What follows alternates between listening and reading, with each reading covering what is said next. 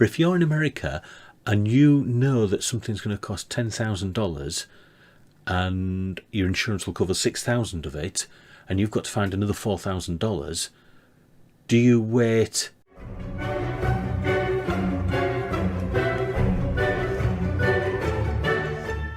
Hi there. Today's video is all about the differences between the USA healthcare system and the UK, the NHS healthcare system. It's a reaction video and I haven't seen it yet, so let's see how this, which I believe is an American video, thinks the UK health system works and see how accurate it is. Healthcare systems cannot be more different when we compare the United States and the United Kingdom. The United States has the largest private sector system, while the United Kingdom has one of the largest public sector systems. Both systems are highly respected and have world-class health outcomes. But the UK healthcare, otherwise known as the National Health Services (NHS), has way fewer health outcomes variation across its population when compared to the US. If you want to discover... Yeah, that's dead right.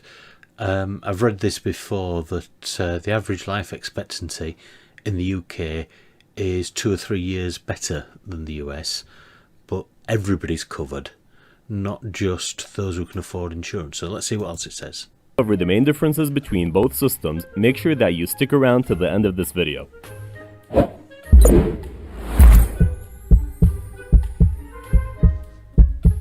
Healthcare in the US is almost exclusive by private sector providers. Hospitals are owned by either for-profit or non-profit organizations. Most of the people in the US have access to healthcare through a blend of private health insurance, Medicare, and Medicaid programs. Medicare is a federal program that provides health coverage if you are 65 years or older, no matter what income you have. Medicare also provides coverage for people with disabilities, even if they are under 65 years old. Never heard of them before. I've heard of Medicare, I suppose, for the old age, but for the disabled, knew nothing of that whatsoever about the US system. I thought that you had to just pay insurance and that was it. Medicaid, on the other hand, is a state and federal program that provides health coverage if you have a very low income and cannot cover your healthcare costs by yourself. The remaining people who are not covered by private insurance, Medicare, or Medicaid will have to rely on their own financial resources to cover their health and medicine expenses. The United Kingdom healthcare system... Isn't it true that in America you pay insurance, or your company pays insurance, and then you have to pay on top of that? I might get that wrong, but we'll see in a minute. System, otherwise known as the National Health Services (NHS), is an ideal example of socialized medicine and a single-payer healthcare system. This means that healthcare is provided by a single payer, which is the British government, and is funded by taxpayers of the United Kingdom. The appointments and treatments are provided for free to patients, as are most of the prescription drugs. I don't know if it's going to cover it, but this is something that I see an awful lot. Yes, it's paid by tax, but the easiest way to explain it is it's called national insurance. Just like you get insurance that you go out and get private insurance, the money that's taken is put into a fund to pay for the National Health Service. So it's no different than insurance in that respect. We're paying money in, but the idea of it is that money is there then to pay for the services. You get insurance, say for your car and whatnot, and if something goes wrong, there's money there to pay for the repairs. Just the same with the NHS. The money comes in from payments out of your wages so you don't miss it, and it goes straight into there to help anybody who's in the UK get whatever they need when they need it. Anyway, let's see what else it says. Well, let's re-emphasize that it's paid by taxes, so it's not truly free. But the NHS is not entirely free. There are some services that require patients to pay.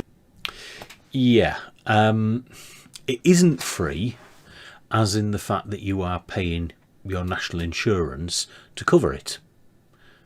But it is free when you need it. So if you go into a hospital, you don't have to think, am I going into a hospital with the right insurance company? You just walk straight in, get what you need doing, and out. whatever it may be. And yes, it's going to, I can see that from the screen there that it's going to come on to dental. Dental, if you are lower than a certain level, you get money towards it, and you get below that level and it's totally free. So yes, it's subsidised, and I know compared to the US healthcare system, it is considerably cheaper to go to the dentist than it is in the US. Such as dental and eye care, but the fees are comparably low to the US fees. The maximum cost Yeah, exactly what I said. of receiving any drug prescribed by the NHS is $12. The United Kingdom does allow employers to offer private health insurance plans. Just to say about your prescriptions, if you go into hospital, they may give you a month's worth of prescription without any major costs to yourselves for that. Well, it's about £9.50, about $12. No matter whether you go into hospital or you're going over the counter, so long as a doctor has said you need that drug, that's the maximum that you will pay. And if you are on low income, pregnant, got a reoccurring illness like, for example, asthma, etc., then if it's severe, it's automatically covered. So you don't even have to pay that £9.50, that $12. To workers. Some of these workers decide to opt out of the NHS and receive their medical treatments privately. It is quite an advantage as private patients choose their specialists, unlike NHS patients. That is slightly true and slightly incorrect. If you go to the doctors, you can choose which doctor you see. So the GP is the first step. It's the person you go to. They'll look at you and say, yes, you need to see a specialist about this, or you need to see a specialist about that, or no, here's some tablets that will sort you.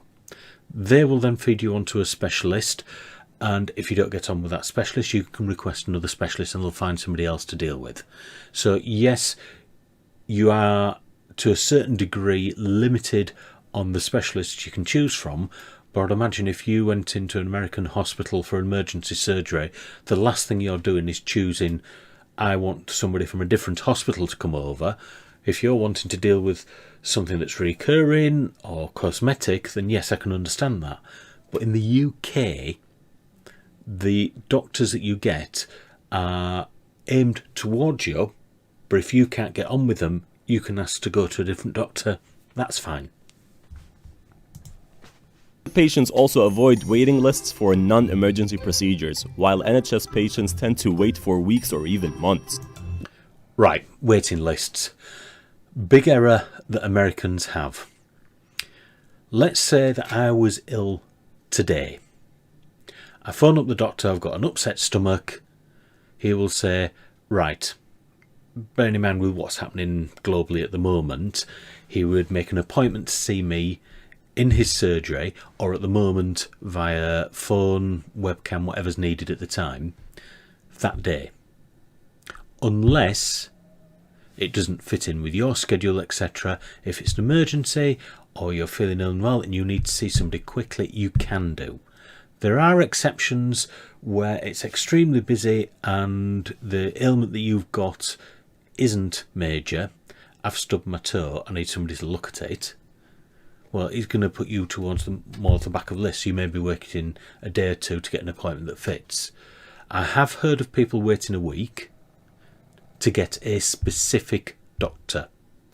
But there again, I would imagine that if you've got a specific doctor you want to see and he's on holiday, you have to wait while he comes back. So no difference there. And that tends to be what the major delays are. In the big cities, it might be slightly different, but where I live, which is a small city, then you can basically go see any doctor you wish, when you want. The initial consultation is extremely quick, and then from there you go to the specialist. Now, depending on how severe the situation is, that could be... I had a situation with my shoulder where I went to the doctor, they had a look at it, they sent me to physio to have a go with. Went to physio, they had a look at it, sent me back to the doctors, and I was put into an emergency thing to the hospital, should I say, in a couple of hours. I was there being operated on. Right? So if something needs to be done, it's done quickly. If it's something minor, yes, it might take a little bit longer. Say, for example, if you've got a wart on your face and you want it removing, that's cosmetics. That's going to take longer than somebody who's rushed into A&E and is suffering some major issue there and then.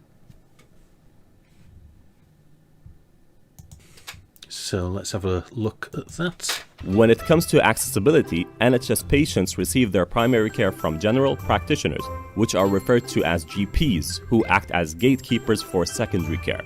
When it comes to accessibility based on age, the National Institute for Health and Care Excellence, otherwise known as NICE, consults Citizens Council to help it sort through difficult ethical issues such as prioritization of patients based on age, which is simply not allowed in the UK.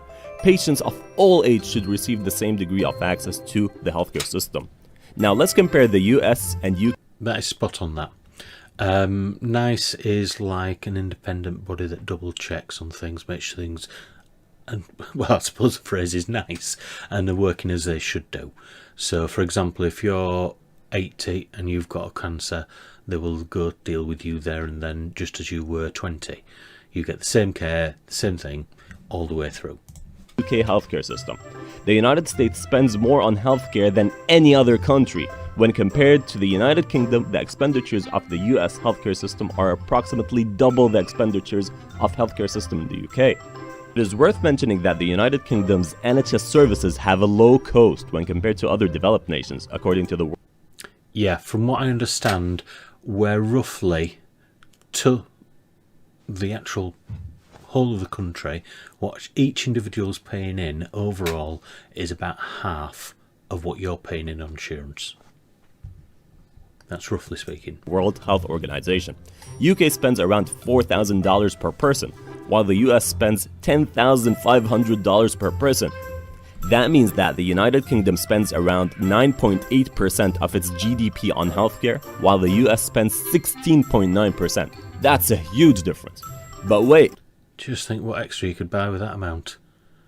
And that's straightforward. Bearing in mind what he said earlier, and this is spot on, if you're after something like cosmetics, or you just want to jump the queue, you also have the option of private healthcare. But even with the private healthcare included, which is those figures there, including the private healthcare costs and the National Health Service, look at the difference. We're 4,000, you're about 10,500. There is always a trade-off for a low cost. The NHS is known for slow responsiveness time. When compared to the US healthcare system, which ranks as number 1 for responsiveness according to the World Health Organization.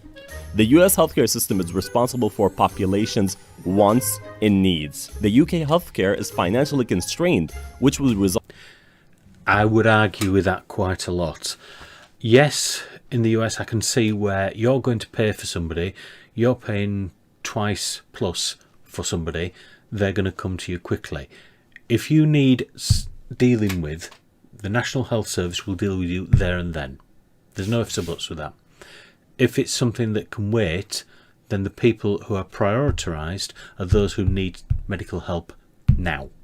Not in a week's time, they need it now. They get the first service. If you go into an A&E and somebody's cut a finger, you've gone into an A&E, you've cut your finger, you need a stitch, and somebody's coming in after a car crash, the car crash gets seen first. You'd expect that. Same with the National Health Service. Those who need it now get dealt with now. Those who need it soon get dealt with it as soon as they can after those who need it now are dealt with. And when I'm talking now, I'm talking immediately. So if something happens, you need a scan, you need medicine, whatever, it's done there and then for you. There's not an issue. Okay? But as to wait times, there are some things that might be waiting, but you tend to find that the people who are complaining are the people who are probably could afford private anyway. The people who are not complaining are the people who have got to live and survive on whatever things are going on in life. And to be honest, I don't know of anybody who's come from America, experienced the NHS, has anything to complain about. When it comes to actual how long it takes to get served, to get dealt with, I don't think anybody would notice much difference. And the reason why I say that, if you're in America, and you may argue with me, and please do put it in the comments, but if you're in America and you know that something's going to cost $10,000 and your insurance will cover 6,000 of it, and you've got to find another $4,000, do you wait for that knee that's hurting until you've got the 4,000, put up with the pain for a couple of extra weeks or a couple of months, or perhaps say, well, actually, I won't bother, I'll wait, it's only a bit of an achy knee, until it gets to a point where you have to go to hospital? And I think that's what you'll find that a lot of Americans have to do. Us, we've got an aching knee, we're at GP straight away. We've got something wrong with us in any manner, we're there straight away. And equally, the other thing that I've heard of other people is with regard to an ambulance, the amount of Americans who'll jump in a car to drive to the hospital in an emergency. Us, we dial 999, which is our emergency number, and the ambulance comes straight away and goes. There's no costs involved. I've heard of people paying hundreds of dollars for an ambulance ride that may only be a couple of blocks away. Anyway, let's go on, let's see what else it says. Result in wants to be constrained. This is seen in the form of a long waiting list for non-essential medical care, which is required by people in the UK, and obviously this is met by long waiting times. NHS patients wait an average of about 8 weeks for treatments that require admission to a hospital. 4 weeks. 8 weeks for treatment? That's not a long time. I thought it was going to say 6 or 7 months or something stupid like that. 8 weeks. If you've got something that's not going to get any worse, it's not going to affect you, don't you, for the sake of somebody who needs the work, need it doing there and then go on with it? I may be wrong. Weeks for outpatient treatments and 2 weeks for diagnostic tests. When it comes to life expectancy, 2 weeks for a diagnostic test, right? My situation, doctor saw me, sent me to physio who had a look at it, and they sent me direct to hospital. Diagnostic tests were immediate. Surgery was the same day. The idea that you have this big waiting list, I've never come across it, that there's a big waiting list for anything.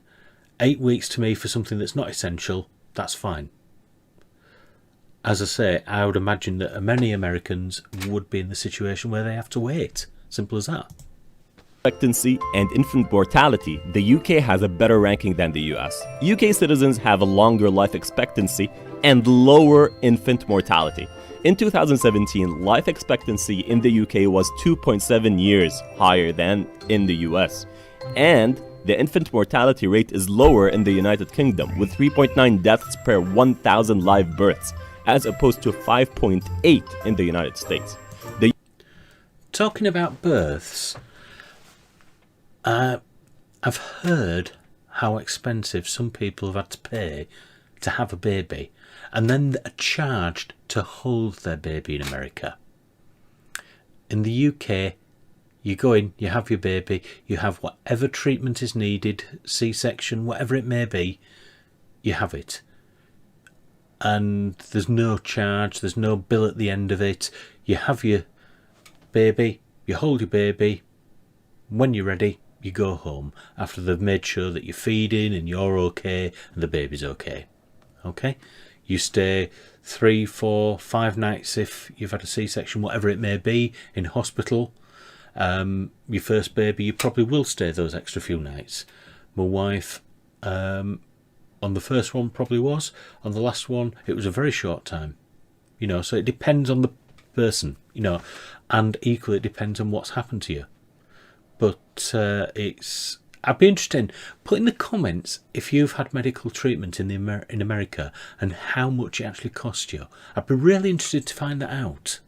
The UK has a more acute care hospital beds per capita and fewer deaths related to surgical or medical mishaps. So you can clearly see how both healthcare systems are different from each other.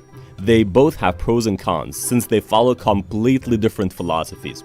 Tell us what you think about these different healthcare systems in the Right, so another thing that, I've come to the end of the video basically there, so I'll stop there.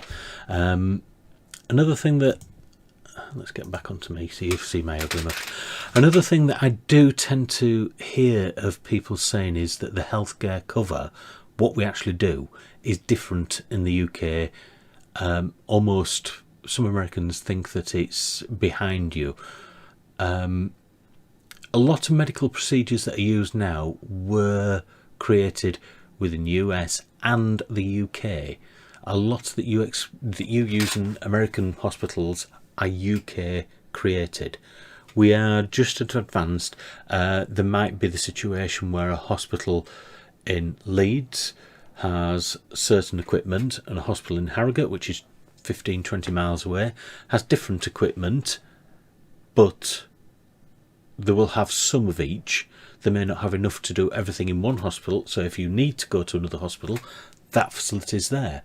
With the COVID thing that's been happening over the past year or so, it's not been a situation of wondering which hospital you can go to, who can supply it. We've got a pharmacy set up across the country, so if you need to go to a pharmacy for an injection, you go to a pharmacy. If you go to a hospital, we've got everything sorted, so everything is connected. You don't have the situation where that hospital over there is owned by one company and that hospital over there is owned by another company. That one runs out of some medicine for whatever reason, or PPE, or whatever it may be, protective clothing, whatever it may be, in a major incident. This one, they then have to go over and negotiate to buy the equipment. No. The NHS, we make sure the whole of the United Kingdom, that's England, Scotland, Wales and Northern Ireland, have fed the stuff that they need. So if one hospital has more in stock than the other one, they share. Simple as that. Because it's a national service. I've probably gone a little bit too far there, because I'm British, as you can assume. I'm actually English. So I would appreciate if you want to put in the comments, tell me what you feel about the American system. What's its benefits and what's its failings? The only failing with the UK is the fact that compared to the US system, I would say that our hospitals, on average, some of them are a little bit older. We'd sooner spend the money on the beds, the medications, the treatments, than building a new hospital. So you tend to find that some of the hospitals, one of them I can think of in our city, it'd be 150 years old, the building, but everything in it is clean, fresh. It does everything it should do, but the building itself, why replace it if you've got a building that's working fine? Anyway, I'll leave the video there. Don't forget to like, subscribe, and do leave me some comments. I'm really interested in this subject, and let's see how much you've been having to pay.